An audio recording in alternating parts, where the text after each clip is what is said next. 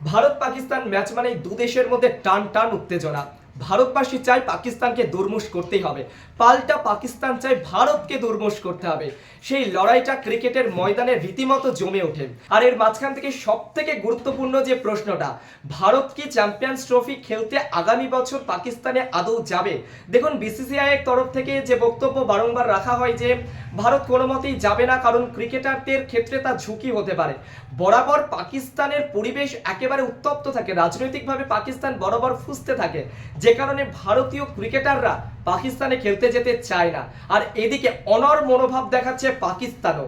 পিসিবির chairman Mahsin Naqvi সরাসরি প্রেসে বলছেন, প্রতিশ্রুতি দিচ্ছি যে আমরা পাকিস্তানের যে ক্রিকেট তার জন্য সেরাটা করব।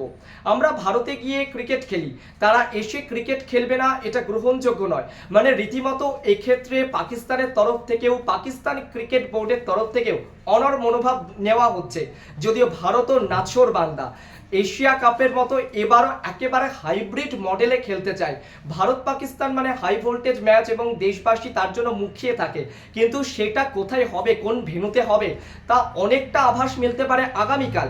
কারণ আগামীকাল আইসিসি বোর্ডের কর্তাদের বৈঠক রয়েছে, সেই বৈঠকে এই গুরুত্বপূর্ণ বিষয় নিয়ে আলোচনা হতে পারে।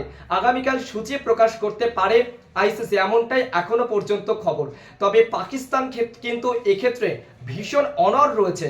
ভারত পাকিস্তান এই দ্বৈরথ দেখার জন্য অপেক্ষা করছে আমি, অপেক্ষা করছেন আপনিও। তবে খবর কেমন লাগছে তা কমেন্ট সেকশনে জানাতে ভুলবেন না, কিন্তু সাবস্ক্রাইব করুন, সঙ্গে থাকুন।